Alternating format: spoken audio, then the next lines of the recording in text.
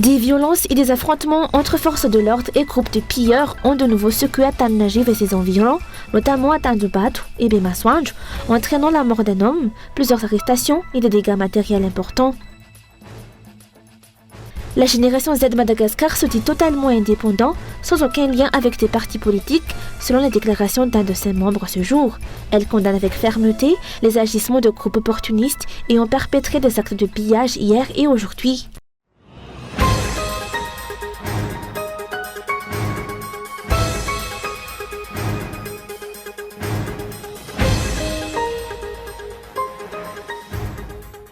Tan-Najib et ses environs a été le théâtre de violence et de pillage ce jour, dans le prolongement des incidents survenus durant la nuit. Des affrontements ont éclaté entre les forces de l'ordre et des groupes de pilleurs qui tentaient de s'en prendre à un grand magasin situé à Tandubatu, près du pont. Lors de cette intervention, un homme a été tué par balle par les forces de l'ordre.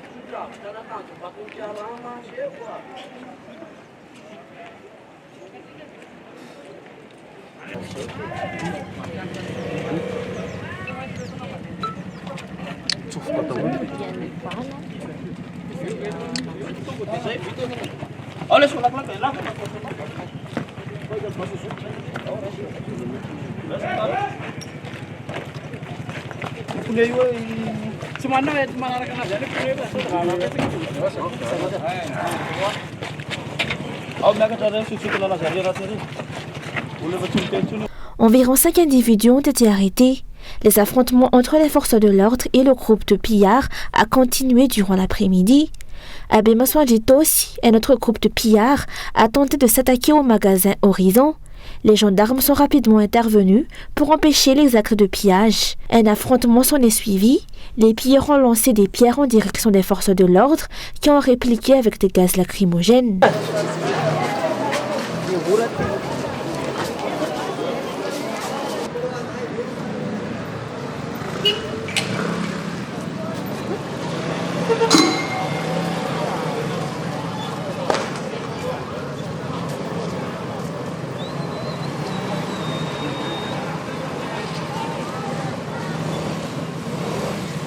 Les assaillants ont d'abord battu en retraite, mais ont continué à acheter des projectiles, blessant un passant. Ils ont ensuite vandalisé la station Chiramaritosi, en y sortant et incendiant les documents et factures présentes sur place. Les échanges entre les deux camps ont repris, mais après le retrait des gendarmes, les pilleurs ont profité de l'occasion pour s'en prendre au Choplien Tsuitosi. Des riverains et des hommes de la localité sont intervenus spontanément pour tenter de stopper le pillage en poursuivant les auteurs des vols.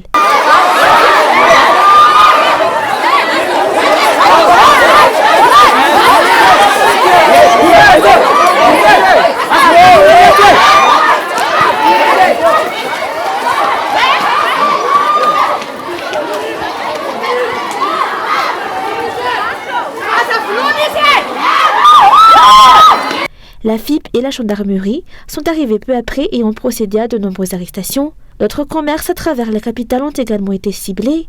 En conséquence, la plupart des stations-service sont restées fermées aujourd'hui, tout comme les points de retrait d'espèces, les cash-points. De nombreux distributeurs automatiques de billets sont également hors service, aggravant un peu plus les difficultés rencontrées par la population au quotidien.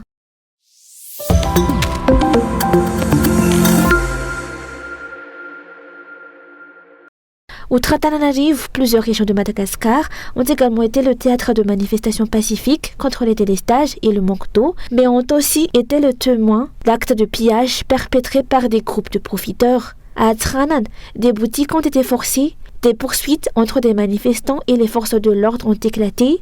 Ces affrontements ont causé la mort de 3 personnes par balle et ont fait 13 blessés, pris en charge à l'hôpital CHU de Tanambao. Face à ce drame, les étudiants se sont mis en colère après avoir perdu un proche, un ami, un confrère qui n'était sorti que pour faire des courses. Il s'agissait d'un étudiant originaire de la région Sava, district de Sambave, venu à Tsranan pour poursuivre ses études.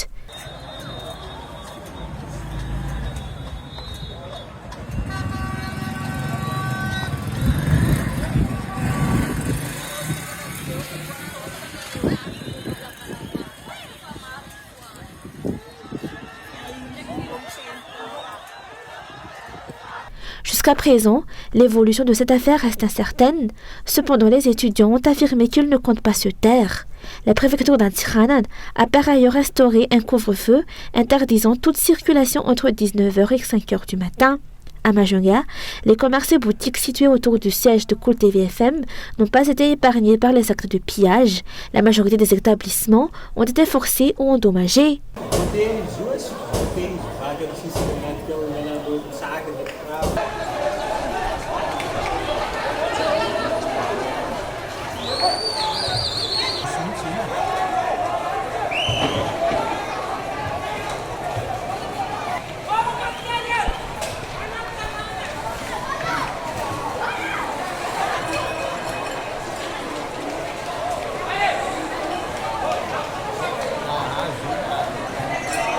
Un couvre-feu a été instauré dans la ville de Majunga de 20h à 4h du matin. À Thomasen, dès les premières heures de la matinée, les commerçants étaient en alerte. Beaucoup ont préféré remballer leurs marchandises, d'autres ont renforcé la fermeture de leurs boutiques à l'aide de postes à souder. Beaucoup ont préféré remballer leurs marchandises. Les premières manifestations ont commencé vers 8h. Parmi les manifestants se trouvaient des étudiants de Barikadib et des commerçants récemment délogés du marché d'Ankijij. Ils étaient rejoints par des individus aux intentions opportunistes. Des barricades ont été tressées et des pneus incendiés à proximité d'un hôpital, ce qui a provoqué des affrontements avec les forces de l'ordre qui ont eu recours aux lacrymogènes pour disperser la foule. À Touliage, des scènes similaires d'échauffourées ont également été signalées. Un couvre-feu a été mis en place de 19h à 5h du matin.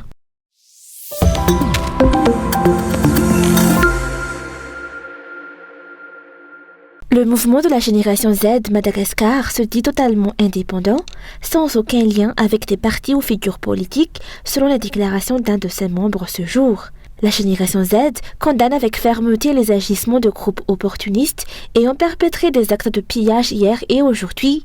En réaction à ces incidents, la génération Z a poursuivi son action citoyenne ce jour en organisant des opérations de nettoyage dans plusieurs quartiers de la capitale. Les membres du mouvement réaffirment leur unité et insistent sur la nature pure de leur engagement. Leur mobilisation face aux problèmes d'eau et d'électricité est, selon eux, une initiative portée exclusivement par la jeunesse, dénuée de toute arrière-pensée politique.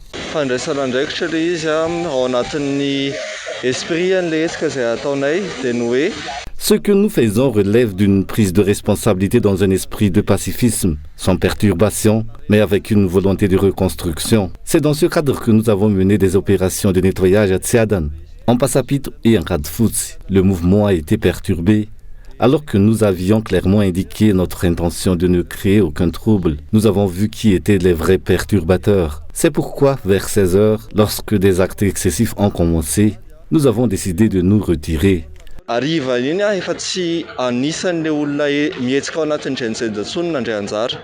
génération Z dit avoir été profondément affectée par les scènes de pillage survenues la veille, attribuées à des groupes de profiteurs. En déplorant les dégâts infligés aux entreprises et les pertes d'emplois qui en découlent, le mouvement réaffirme que cette lutte se poursuit et ne s'arrêtera que lorsque les problèmes liés à l'électricité et à l'eau auront trouvé une solution durable. Ils exigent que tous les responsables ayant porté atteinte à l'intégrité de leur action soient identifiés et poursuivis.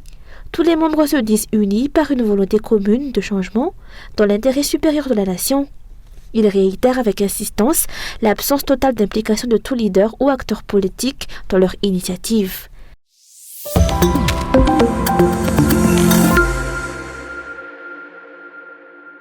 Suite aux événements dramatiques survenus hier, ayant coûté des vies humaines, fait plusieurs blessés et causé d'importants dégâts matériels, le Conseil des Églises chrétiennes de Madagascar a pris la parole ce jour. Dans une déclaration solennelle, les chefs religieux appellent la cessation immédiate des provocations qu'ils estiment être à l'origine du désordre et de l'effusion de sang. Ils en appellent à la responsabilité de chacun dans l'intérêt de la population et de la stabilité des activités économiques. L'ancien président de la FJKM, le pasteur Irak Anjema Souhami, a appuyé cet appel, exhortant toutes les parties prenantes à faire taire l'égoïsme et les intérêts personnels au profit du bien commun. De son côté, la conférence épiscopale de Madagascar a rappelé que les chefs religieux n'ont cessé d'alerter les autorités compétentes depuis longtemps. Si leur mise en garde avait été entendue, la situation actuelle aurait pu être évitée, ont-ils regretté. Alors que la tension monte à l'échelle nationale, les responsables religieux appellent solennellement au respect des lois en vigueur, encadrant la liberté d'expression pacifique et à l'arrêt immédiat de toute forme de violence. Ils affirment que la légitimité à gouverner ne se mesure pas à la force, mais à la capacité d'écoute sincère envers le peuple.